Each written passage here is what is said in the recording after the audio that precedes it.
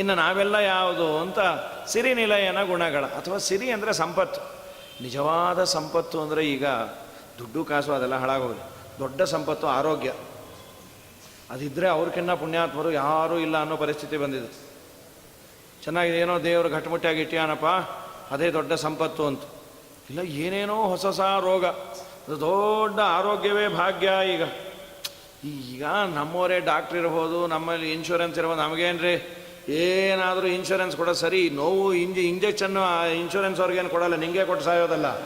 ನಮಗೇನು ಬೇಕಾದಾಗಲೇ ಇಂಜೆಕ್ಷನ್ ಎಲ್ಲ ಫ್ರೀ ಅಂದರೆ ನಿನಗೆ ನೋವು ಫ್ರೀ ಅಂಥೇಳಿ ಎಲ್ಲ ಮಾಡಲಿಕ್ಕಾಗಲ್ಲ. ಯಾವನೊಂದ ಫ್ರೀಗ ಅವಸ್ಥೆ ಫಿನೈಲ್ ನನ್ನ ತಾಗ್ತಾ ಅಂತ, ಫ್ರೀಯಾಗಿ ಬಂದರೆ ಫಿನೈಲ್ ನನ್ನ ಕುಡಿ. ಹೌದು, ಸಾಯ್ತಿ ಒದ್ದಾಟ. ನಿಂಗೆ ಇನ್ಶೂರೆನ್ಸ್ ಇರ್ಬೋದು, ನಿಮ್ಮ ಮಗನೇ ದೊಡ್ಡ ಪೋಸ್ಟಲ್ಲಿ ಇರ್ಬೋದು, ನೋವು ಅನುಭವಿಸೋನು ಯಾರು? ಅದು ದೊಡ್ಡ ಭಾಗ್ಯ. ಅಂದರೆ ಆರೋಗ್ಯ, ಅದು ದೊಡ್ಡ ಸಂಪತ್ತು, ಅದು ಕೊಡಬೇಕು. ಆ ಆರೋಗ್ಯ ಕೆಡಲಿಕ್ಕೆ ಕಾರಣ ಏನು ಅಂದರೆ ಪಾಪ, ಜನ್ಮಾಂತರದ ಪಾಪ. ಅದನ್ನು ದೇವರೇ ನೀ ದೂರ ಮಾಡು. ನೀನು ಧನ್ವಂತರತಿ ಅಂದರು.